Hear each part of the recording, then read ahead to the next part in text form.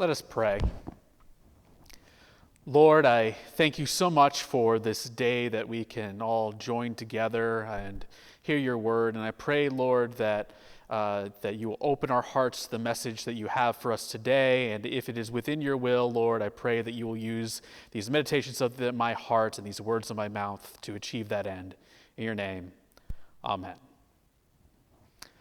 I worked a number of years at a retirement community. I'm going to keep it nameless for the purposes of this story, but I got the job after my sister had been working there for years, and she told me a story, as often we kind of reminisce about this time, we sort of share some stories, about a time that she was with my boss trying to determine an Employee of the Year or an Employee of the Month award.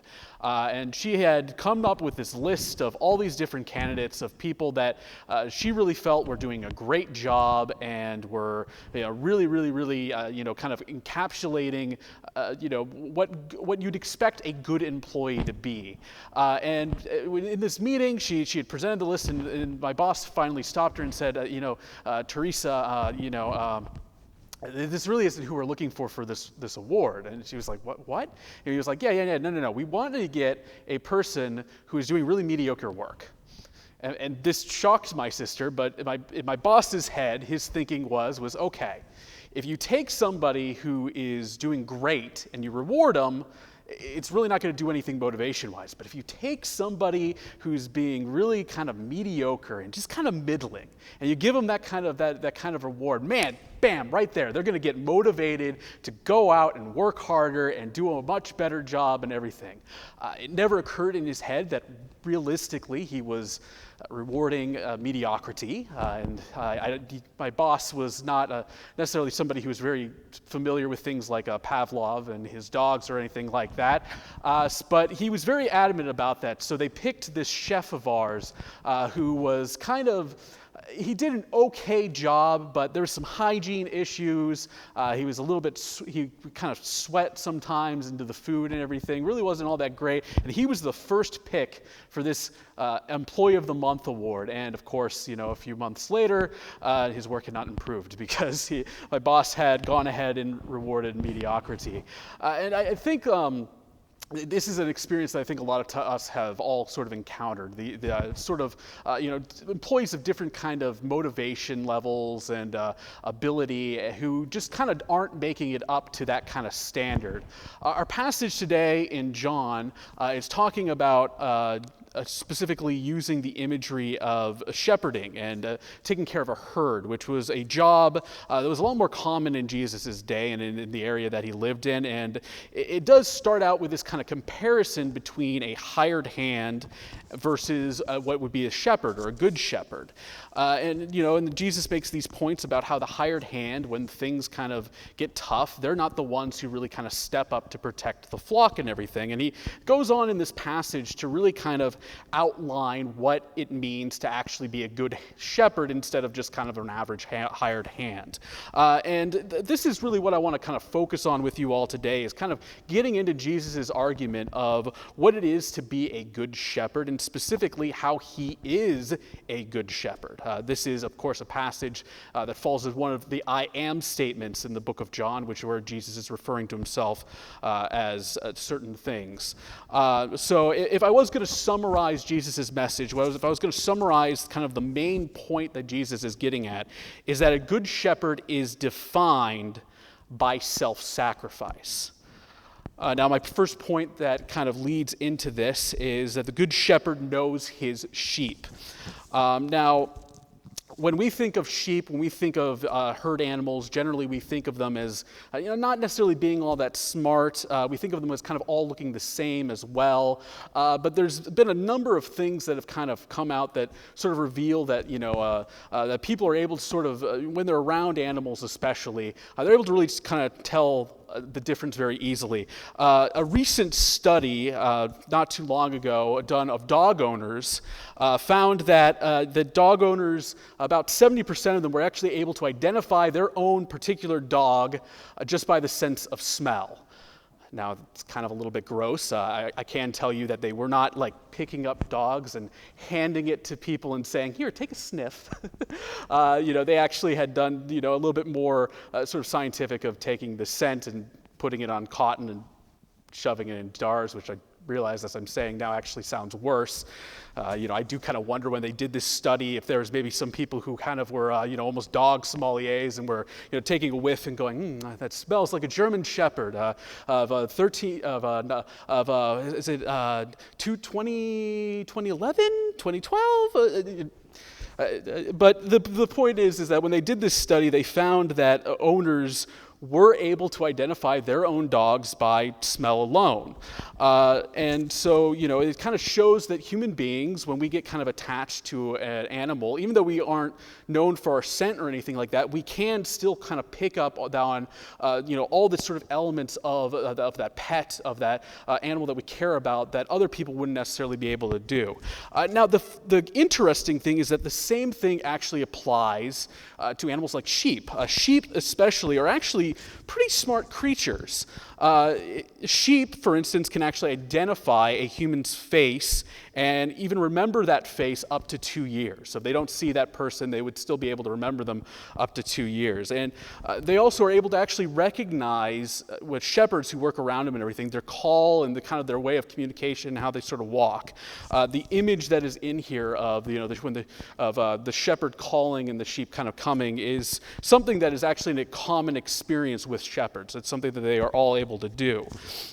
So for this reason, when shepherds are actually leading a flock, they don't always have to go behind the sheep and kind of drive them. They can actually go out in front of a flock and kind of just sort of call and have the flock follow them around and going to places, which is a little bit different than some other herd animals out there. Now, all of this is stuff that Jesus' audience would have known. And so when Jesus is saying here in verse 14 and 15 that he knows, that the good shepherd knows his sheep, and not only that the good shepherd knows his sheep, that he knows his sheep in the way that the Father knows the Son. This is something that his audience would have really been able to understand, and it would have given them a little bit of an insight into actually the relationship of the Father and the Son, a relationship of how closely and intimate that kind of a relationship is, how much both of them sort of know each other. And similarly, Jesus goes on to even say beyond that he knows his sheep in that sort of way as well.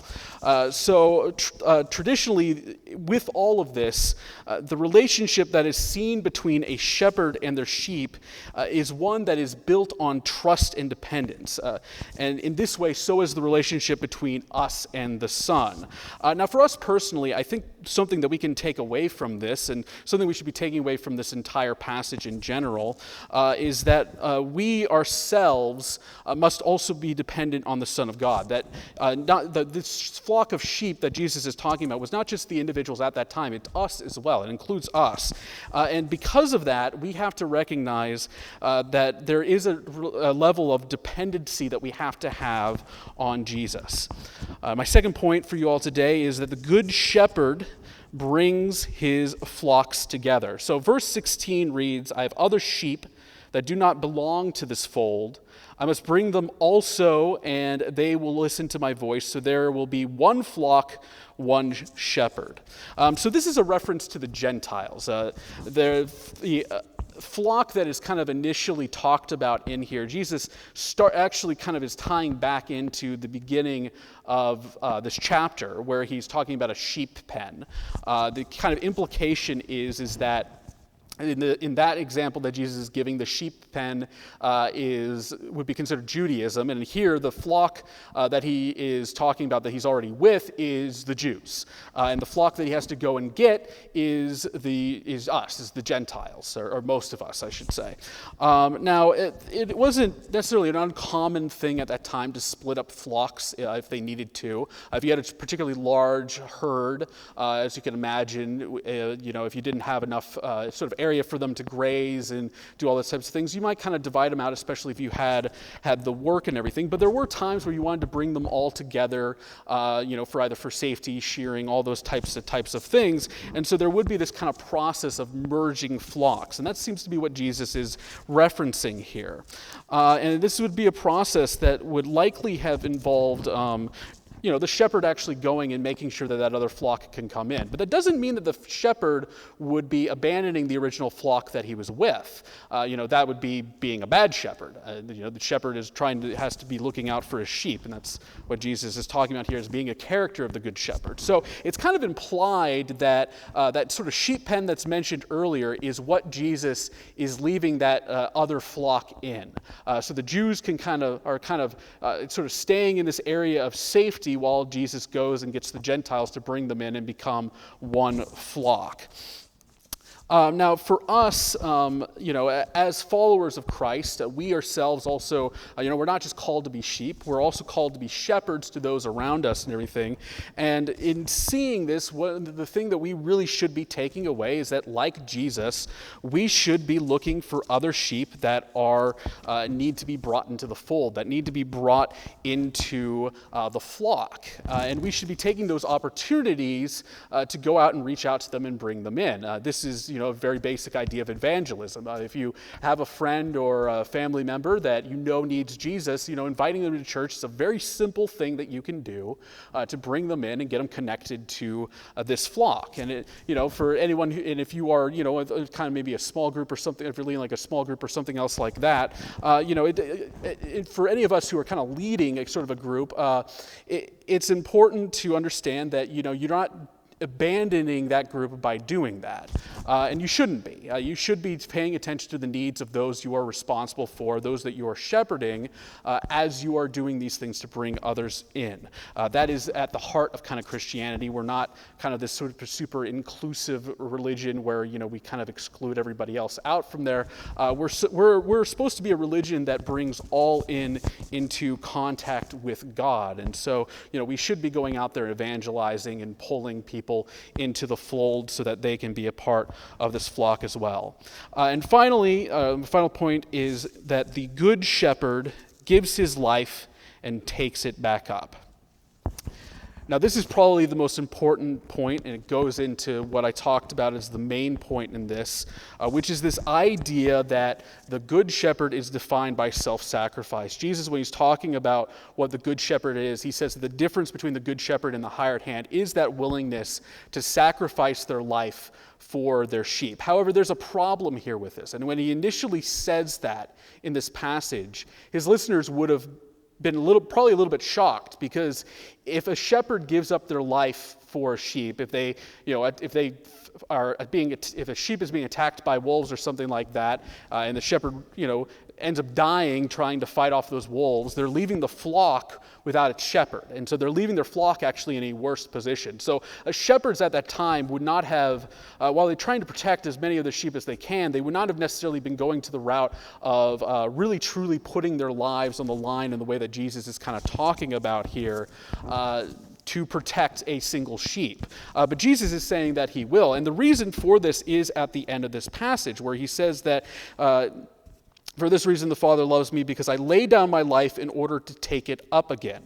No one takes it from me, but I lay it down of my own accord. I have the power to lay it down, and I have the power to take it up again. I received this command from my Father. So this idea here, this idea that Jesus is able to lay down his own life and take it back up, is why, as the good shepherd, he is able to sacrifice even himself for the sake of the sheep, and still have them be safe, because he himself is not going away. He is still going to be able to come back and be around. This is, of course, referring to Jesus' crucifixion and resurrection. And that in and of itself is the point that Jesus is making that makes him a good shepherd, is this fact that he is self-sacrificing of himself, is the fact that he is able to give up of his own life, but also take it back up, but also pick it back up and be there for his sheep after that act. Now, the question, of course, is, well, why would he have to do that? Well, if you remember your kind of basic theology, very simply, it's because of sin. Jesus has to die in his own ministry. He has to die on the cross so that we ourselves can be forgiven of sin. And that is, in fact, the biggest threat to the flock that there is that fact that we are fallen in sin, and that is what's keeping us separated from God. So the act of sacrificing himself and then picking that life back up is essential for him to accomplish his role as a shepherd. Now, for us, as we emulate Jesus, we ourselves need to kind of emulate that self-sacrificing attitude. Now, it does not mean that we necessarily have to give up our lives, that we should be, going out and trying to find somebody to martyr us for the sake of the calling. That's not what's being said here. What is being said here is that we need to have that attitude of being willing to. We have to be willing to go even as far as giving up our own lives and following Jesus, especially if we are responsible for the spiritual development of others.